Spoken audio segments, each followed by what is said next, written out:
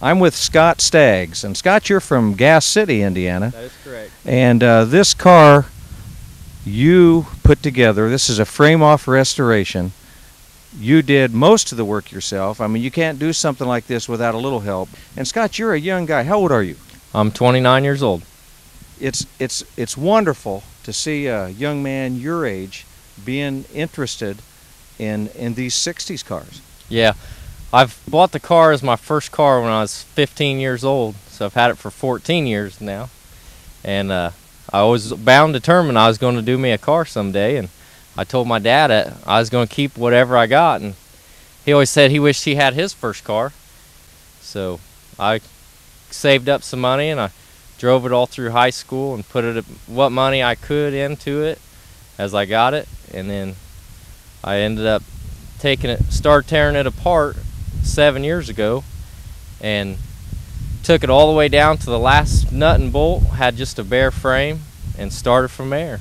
So in high school, this was a daily driver. Yes, I drove it every day to school, unless I didn't have the money for gas, and then I hitched rides with friends, but I drove it regularly in high school.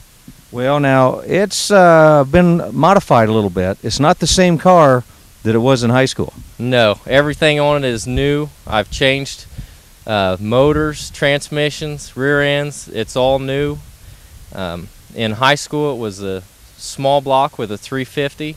Had a 350 turbo tranny and a 10-bolt rear end. Now it has a 496 with a 4-speed and a 12-bolt rear end, and it's running about 580 horse.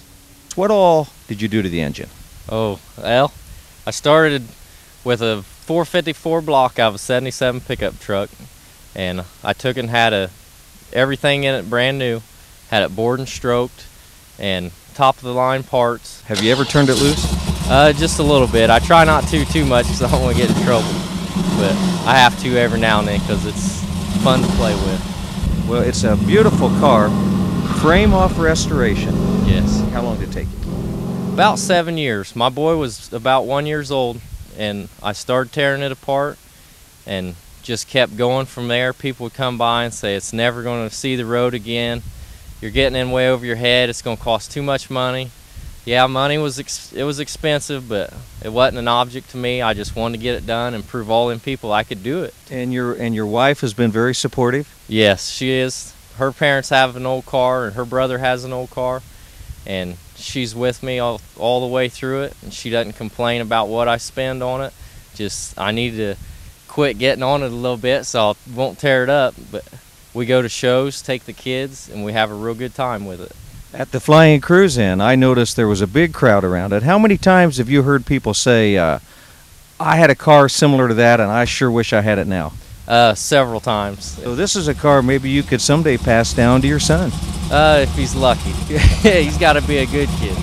But he's a real good kid now, and we're going to probably have him have it one of these days. Besides the big engine, is it very much like the daily driver you had in high school? Yes, I wanted to keep it mostly stock as how I had it in high school.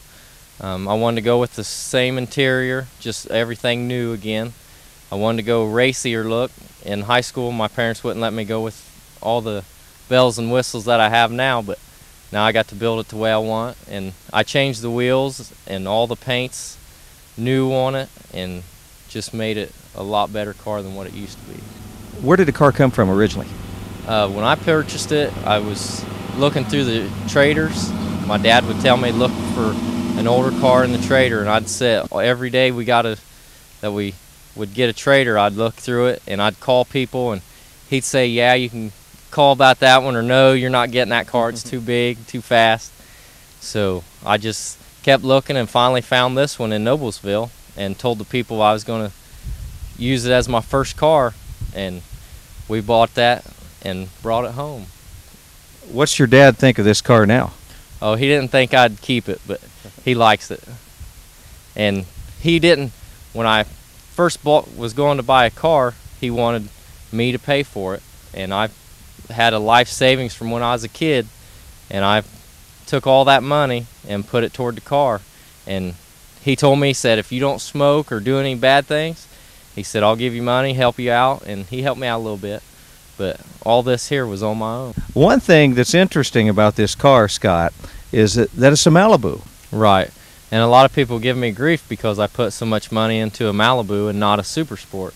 In which, yeah, Super Sports are worth more money, but I feel you should keep us maybe, you know, a Super Sport original, or do like I did and just build it how you like it. Well, it's a gorgeous car as a Malibu, and underneath you've made a lot of changes.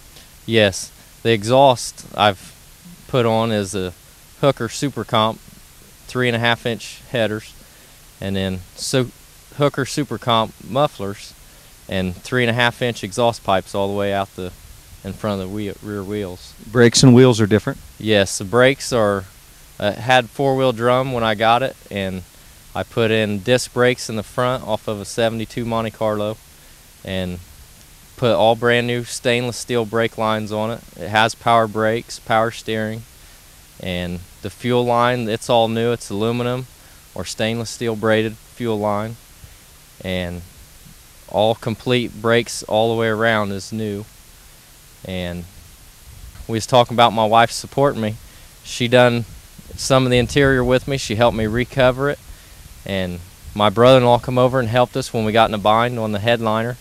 It does go in a certain way. You can put them in backwards and it's not right, so he come over and bailed us out on that. The paint on this car, I mean, Yes. It is gorgeous. It looks like it's that deep. Yes, I had one body man do it, and it wasn't to my satisfactory. A lot of things had messed up on it, and I couldn't get him to fix it, so I started hunting for another body man, and I found a guy named Brian Simmons. He's a painter out at Matthews Buick. Tell us about the tachometer up in the windshield. Okay, that's a little different area than where people normally put them, but I wanted to be able to see if I was playing around, getting on it. I wanted to see where to shift, and I think a lot of people get behind us, and at night when it's all lit up, they probably think it's a clock, and they're probably wondering why a guy needs a clock that big in his dash, but it's a shift light and tach, so I know when to shift, and gives it more of a racier look. The gear shift knob, Yeah. kind of interesting on your car. Yeah, it's kind of sentimental. My dad had it on a Corvette back when he was younger, and he ended up selling the car, and the shifter knob had got thrown around, and my grandpa picked it up and put it in the chicken coop as a dummy egg for his chickens. And my grandpa's passed on now, and I got my car done and knew I was going to put a 4-speed in it. I asked my dad if he thought that knob would still be at my grandpa's chicken coop, and he said, well, no, I don't think it'll be there. And so I was kind of bummed out, didn't think I was going to get it, and I said, well, where do you think it might be? And he said, well, it'll be at my house. He said, I'll get it to you. So he brought it over to me, and that's what I put in there. I noticed the steering wheel's not original. No, that steering wheel there, my wife bought me when we was dating in high school, and I've just kind of kept on it. I've still got the original, but you know, that's something my wife's bought for me, so I'm going to keep it in there. And There's a lot, I mean, you're a sentimental guy. I mean, there's a lot of things in the car that mean a lot to you, don't they? yes, a lot of memories from driving around high school, and all my buddies would get in there, and I'd fill it up on a Friday night and wonder how Saturday morning my gas tank was empty. But we had a lot of good times in the car. You're probably not getting much better gas mileage now with this engine. No, it costs a lot of money to drive it. Well, you know, a car like this, you're really never done, are you? What do you have some future plans or some ideas that you're going to make changes? Yeah, we got plans already for this winter. We're going to pull the motor out and change the headers because the headers hit in a few places. So we're going to take the engine out, change the headers, and smooth out the firewall a little bit. Now, you're going to have it all back together for the next FlyInCruiseIn. Oh yes, we'll definitely be there. I love going FlyInCruiseIn, getting the pancakes, looking at the airplanes. My wife and kids went with me this year, and we've went the past 3 or 4 years, and we've had another car the past couple years that we took. But we went this year, and I got my kids, Colton and Kaylee, and my sister Stacy in the helicopter with me this year, and that was really exciting, a first time for all of us. Well, the wonderful thing about the FlyInCruiseIn, you bring this car out, but you brought your family. It really, truly is a family event. Yes, my kids love going to car shows, and we've got onto our kids to where they know not to be touching other people's car, don't mess with them. They've got a lot of respect for old cars. This is a beautiful car. Wonderful that a young man like you is involved in the 60s cars and maybe even passing this on to your son. And you're also influencing other friends of yours to get into this. And it's just, we appreciate you coming out here and talking to us about it. Thank you. Appreciate you guys' time. Scott Staggs from Gas City, Indiana. And we'll see you, Scott, and we'll see you at the next Fly In Cruise In.